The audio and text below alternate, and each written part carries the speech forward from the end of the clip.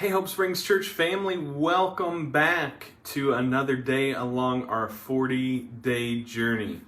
Nikki read just for us yesterday Joshua chapter 1, and we're skipping way far ahead.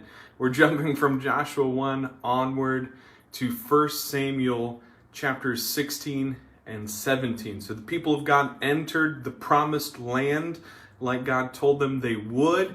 They took possession of it.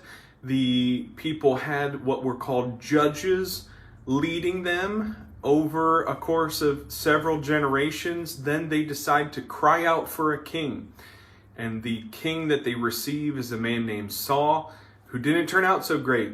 But in today's reading from 1 Samuel 16 and 17, we meet the king that becomes the prototype for all the rest of them, that man named David. So I hope that as we've been journeying along, some of those pieces are falling into place for you and you're realizing the fuller redemptive story God has for us throughout the entirety of Scripture. And I pray that He blesses you as we read together today from 1 Samuel 16 and 17. Here we go. The Lord said to Samuel, "How long will you mourn for Saul, since I have rejected him as king over Israel? Fill your horn with oil and be on your way. See, I am sending you to Jesse of Bethlehem. I have chosen one of his sons to be king." But Samuel said, "How can I go? If Saul hears about it, he will kill me." The Lord said, "Take a heifer with you and say that I have come to sacrifice to the Lord. Invite Jesse to the sacrifice, and I will show you what to do from there. You're to anoint for me the one that I indicate to you." Samuel did what the Lord said. When he arrived at Bethlehem, the elders of the town trembled when they met him. They asked, "Do you come in peace?" And Samuel replied, "Yes, in peace. I've come to sacrifice to the Lord. Consecrate yourselves and come to the sacrifice with me." And then he consecrated Jesse and his sons and invited them to the sacrifice. When they arrived, Samuel saw Eliab and thought, "Surely the Lord's anointed stands here before the Lord." But the Lord said to Samuel, "Do not consider his appearance or his height, for I've rejected him. The Lord does not look at the things that human beings look at. People look at the outward appearance, but the Lord looks at the heart." Then Jesse called Abinadab and had him pass in front of Samuel. But Samuel said, "The Lord has not chosen this one either." Jesse then had Shammah pass, but Samuel said, "No, the Lord has not chosen this one." Jesse had 7 of his sons pass before Samuel, but Samuel said to him, "The Lord has not chosen any of these." So he asked Jesse, "Are these all the sons that you have?" "Well, they're still the youngest," Jesse answered, "but he's out tending the sheep." Samuel said, "Send for him. We will not sit down until he arrives as well." So he sent, and he had him brought in, and he was glowing with health, had a fine appearance and handsome features. And the Lord said, "Rise and anoint him. This is the one." So Samuel took the horn of oil and anointed him in the presence of his brothers. And from that day on, the Spirit of the Lord came upon David in power. Samuel then went on to Ramah. Now the Spirit of the Lord had departed from Saul, and an evil spirit had come to torment him. Saul's attendants said to him, "See, an evil spirit from God is tormenting you. Let our Lord command his servants here to search for someone who can play the lyre. He'll come and play whenever this evil spirit comes to you, and you'll feel much better." So Saul said to his attendants, "Find someone who plays well and bring him to me." One of the servants answered, "I've seen a son of Jesse of Bethlehem who knows how to play the lyre. He's a brave man and a warrior. He speaks well. He's a fine-looking young man, and the Lord is with him." So Saul sent messengers to Jesse and said, "Send me your son David, who is with the sheep." So Jesse took a donkey, loaded it with bread, a skin of wine, a young goat, and sent them all with his son David to Saul. David came to Saul and entered his service. Saul liked him very much, and David became one of his armor-bearers. Then Saul sent word to Jesse, saying, "Allow David to remain in my servants, for I am very well pleased with him." Whenever the Spirit from God came upon Saul, David would take up his lyre and play, and relief would come to Saul. He would feel better, and the evil spirit would leave him. Now, the Philistines gathered their forces for war. They assembled at Soko in Judah. They pitched camp at Ephes Dammim between Solo and Azekah. And Saul and the Israelites assembled and camped in the valley of Elah and drew up the battle lines to meet the Philistines. The Philistines occupied one hill and the Israelites another, with the valley in between them. A champion named Goliath, who was from Gath, came out of the Philistine camp. His height was 6 cubits and a span. That's roughly 9.5 feet for us who don't speak biblical measurements. His bronze helmet on his head and a coat of scale armor of bronze weighing 5,000 shekels. On his legs he wore bronze greaves, and a bronze javelin was slung on his back.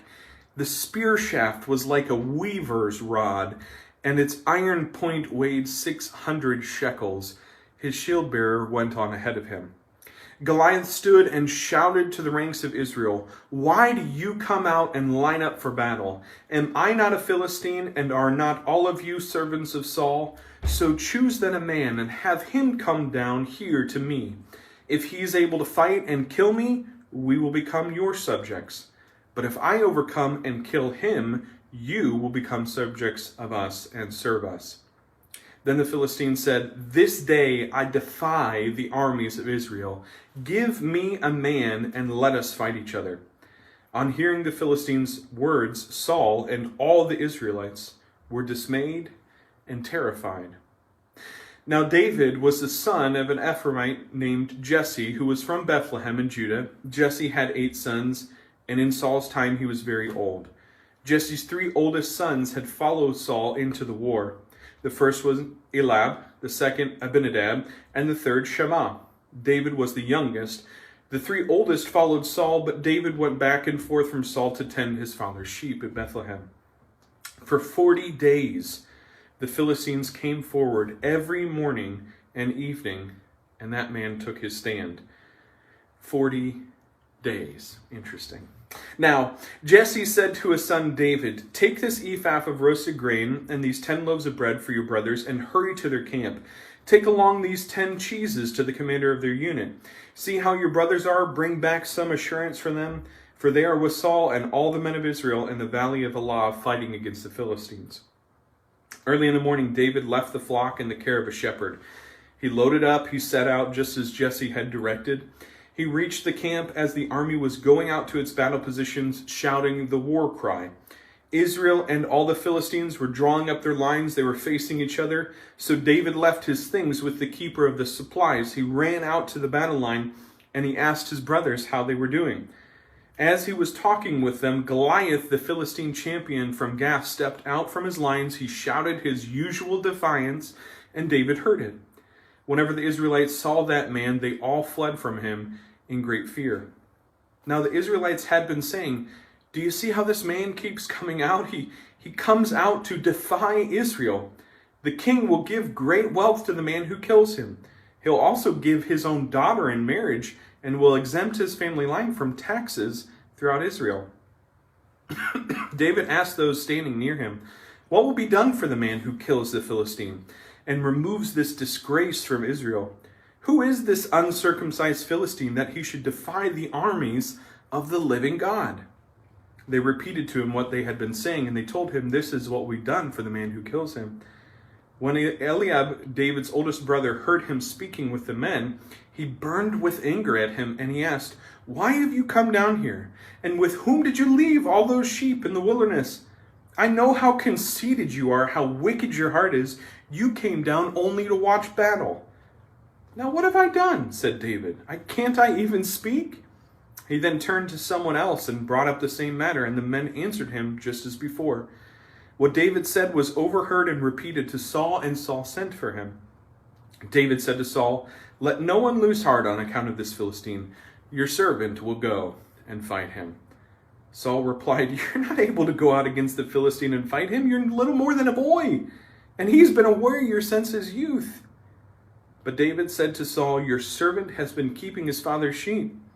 When a lion or a bear came and they carried off a sheep from the flock, I went after it. I struck it and I rescued the sheep from its mouth. And when it turned on me, well, I seized it by its hair, I struck it, I killed it. Your servant has killed both lion and bear. This uncircumcised Philistine will be just like one of them, because he has defied the armies of the living God. The Lord who rescues me from the paw of the lion and the paw of the bear will rescue me from the hand of the Philistine. Saul said to David, "Go then, and the Lord be with you." Then Saul dressed David in his own tunic. He put a coat of armor on him and a bronze helmet on his head. David fastened on Saul's sword over the tunic and tried to walk around because he was not used to all of this. "I can't go in all of this," he said to Saul, "because I'm not used to it." So he took it all off. He took his staff in his hand, and he chose 5 smooth stones from the stream. He put them in the pouch inside of his shepherd's bag, and with his sling in hand, he approached the Philistine. Now, meanwhile, the Philistine, with his shield bearer in front of him, kept coming closer to David. He looked at David over. He saw that he was little more than a boy, glowing with health and handsome, and he despised him. He said to David, "Am I a dog that you come at me with sticks? Be cursed." The Philistine cursed David by his gods. "Come here," he said, "and I'll give your flesh to the birds and the wild animals."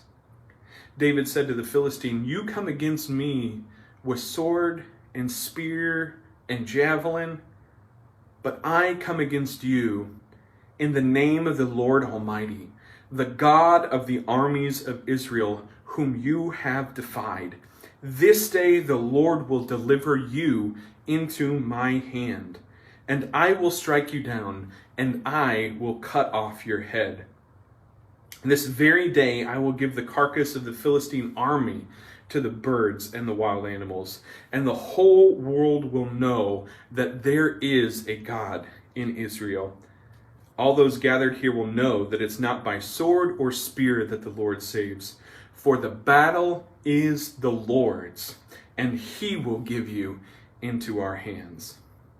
As the Philistine moved closer to attack him, David ran quickly toward the battle line to meet him. Reaching into his bag, taking out a stone, he slung it and struck the Philistine on the forehead. The stone sank into his forehead and he fell face down on the ground.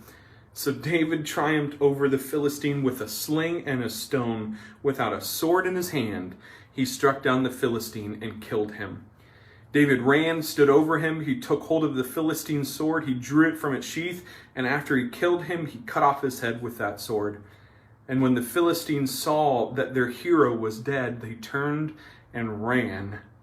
Then the men of Israel and Judah surged forward with a shout, and they pursued the Philistines to the entrance of Gath and the gates of Ekron. Their dead were strewn along the Shaharim road to Gath and Ekron, and when the Israelites returned from chasing the Philistines, they plundered their camp. David took the Philistines' head and brought it to Jerusalem. He put the Philistines' weapons in his own tent. As Saul watched David going out to meet the Philistine, he said to Abner, commander of the army, "Abner, whose son is that young man?" Abner replied, "As surely as you live, your majesty, I have no idea." The king said, "Find out whose son this young man is." As soon as David returned from killing the Philistine, Abner took him and brought him before Saul, with David still holding the Philistine's head. "Whose son are you, young man?" Saul asked him. And David said, "I am the son of your servant Jesse of Bethlehem." That's our reading for today. And God's blessings upon you as you continue the 40-day journey with us.